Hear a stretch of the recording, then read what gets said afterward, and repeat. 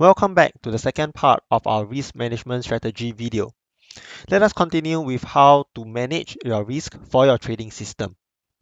In the first part, we went through three main concepts, and that is to always control your losses, as losses works asymmetrically against you and your account.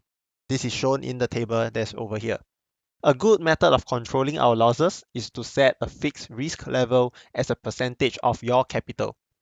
And lastly, to ensure that we would be mostly profitable, we would want to have a reward level that is higher than our risk level, such that our reward to risk per trade is always more than 1.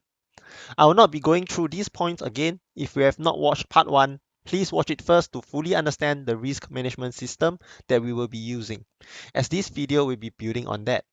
The link to that video can be found in the description below. All we've talked about in the previous video focuses on our profit and loss trade. In this video, we will be focusing more on position sizing. We will do so in such a way that we will still stick to our predetermined risk level. If you recall our trade example from before, this is the beautiful trade that we have spotted bouncing along the trend line very beautifully for several times now. And on this time, we are going to enter the trade when it shows signs of a bounce.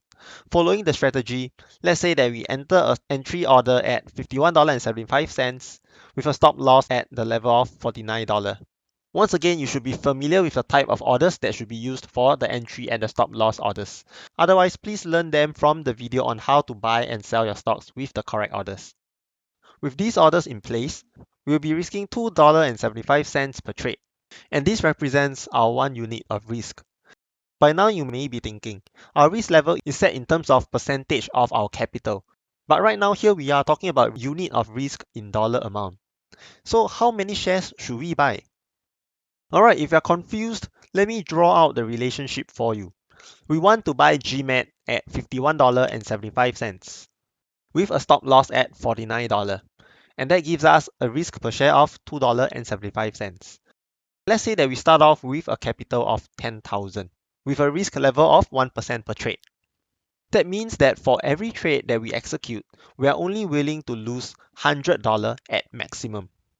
Therefore, if we risk $2.75 per share, how many shares can we buy such that when we lose, we don't lose more than $100?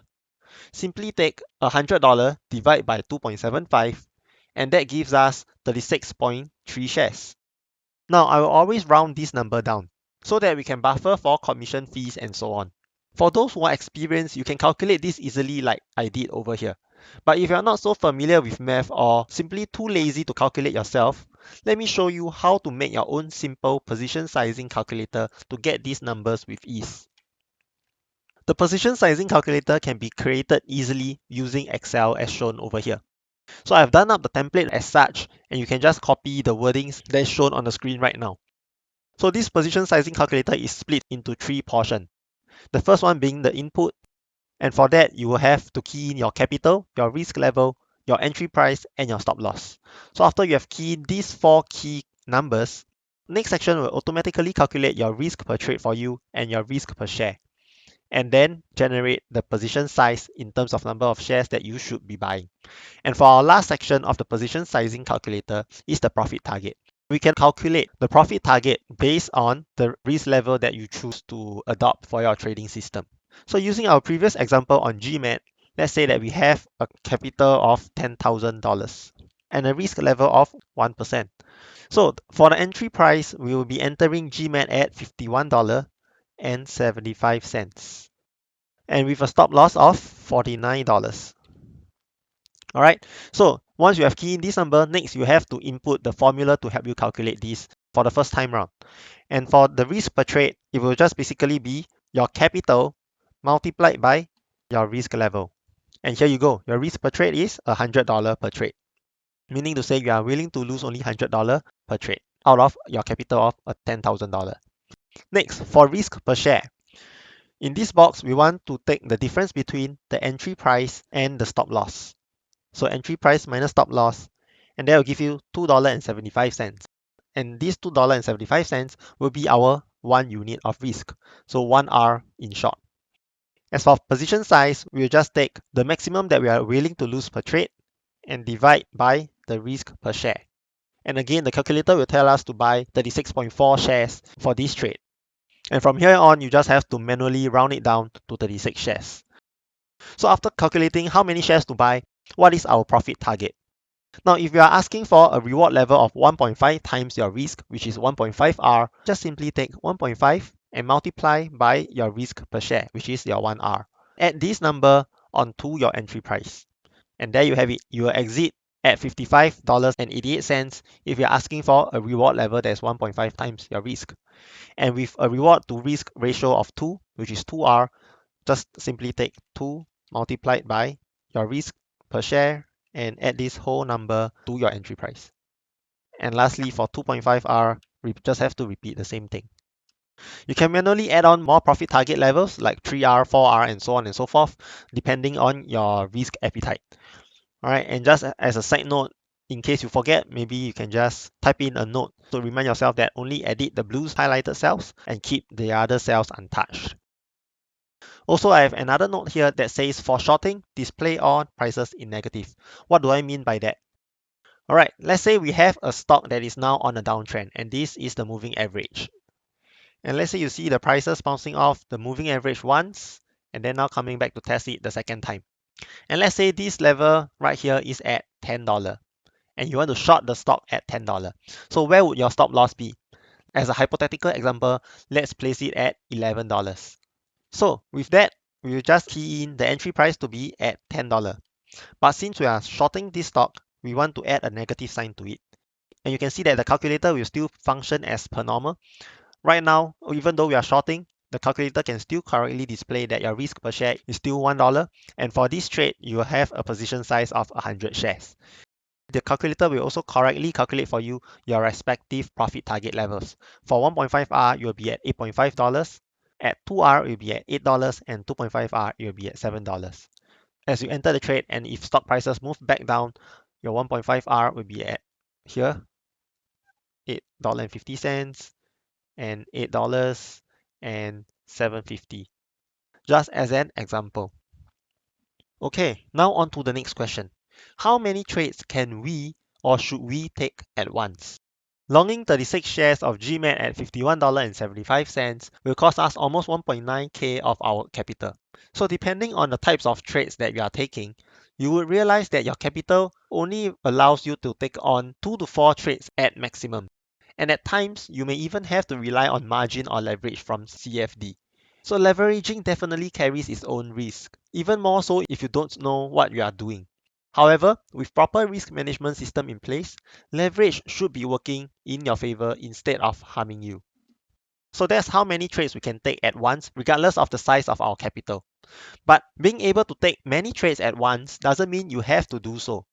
Personally, I will not allow myself to exceed more than 5 to 6% of risk from all my trades at any one point in time. So if I set my risk level at 0.5% of my max capital per trade, then at maximum, I'll only allow myself to have 10 running trades at any one point in time. And if I'm risking 1% of my capital per trade, then I can only allow 5 trades to be running simultaneously.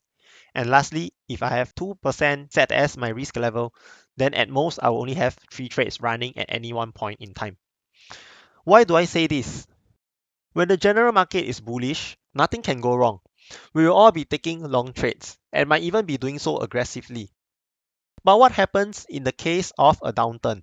Just like the one that we have experienced in Feb and March of 2020, then all the stocks that we are trading will most likely gap down due to the bad market sentiment. And in case of your trades gapping down, you will risk losing more than the intended percentage of your capital if prices gap down to below your stop loss level. Now imagine if you are holding 10 trades at 1% risk each, and if all of them get down to your stop loss overnight, you are going to wake up straight to a 10% drop in your capital, and that will definitely not be what you like to experience. And so that brings us back to the reason of not having too many trades running at once. This is so that we can better limit our losses in case of an unexpected event.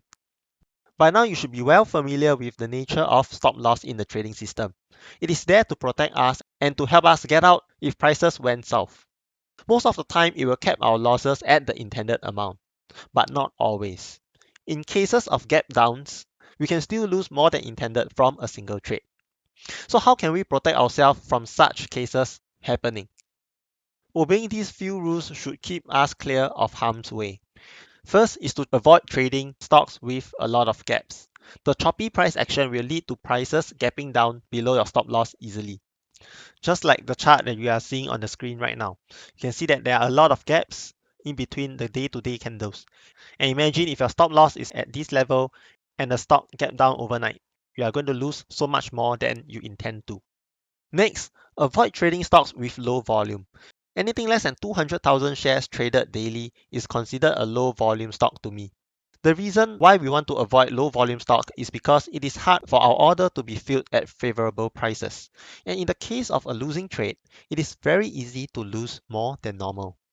Third, unless your strategy is built for trading earnings, I will avoid trading a stock if it is going to report earnings within 7 calendar days. The reason is because we need time for our stock prices to move to hit our profit target. And anything less than 7 days, it is unlikely for prices to move so quickly to hit our price target. Furthermore, earnings carry with them a lot of uncertainty, and we want to avoid prices gapping down on bad earnings report. Likewise, unless your strategy is meant for trading these stocks, I will also avoid penny stocks and biotech stocks. These stocks often have sudden news and price movement that could result in unexpected losses from gapping down or a sharp move downwards or upwards. And lastly, when shorting, you want to avoid shorting a stock that has a high short ratio. A high short ratio generally means that the stock is being heavily shorted by the market participants. And in the case of a positive event for the stock, prices will shoot up exponentially as short traders are now frantically looking to cover their shorts, creating what we call a short squeeze. To find out the short ratio of a stock, you can search for it under FinViz. So from the FinViz website, just key in the ticker symbol that you want to trade, and under this column right here, you can see short ratio. And for this stock that we are looking at, the short ratio is at 10.3, which is very high. All right, recall that anything more than a short ratio of 8 is considered high to us. And furthermore, this is an example of a high risk stock to be trading with. We have the short ratio at an extremely high level, and what's more, this is a biotech stock. Alright, so bear these things in mind as you look out for your next ideal trading target. That's all I have to share with you regarding risk management strategy. I hope you have learned a great deal from what I have got to share with you across these two risk management strategy videos. And I can't emphasize enough how important it is to have a proper risk management system in your trading. After having a strict and tight risk management system in place, it is now finally time for us to shift our focus to trading strategy. Having answered the question of how much to buy and when to sell, it is now time to look at when do we actually buy. And for that, do stay tuned to our channel for more exciting content to come.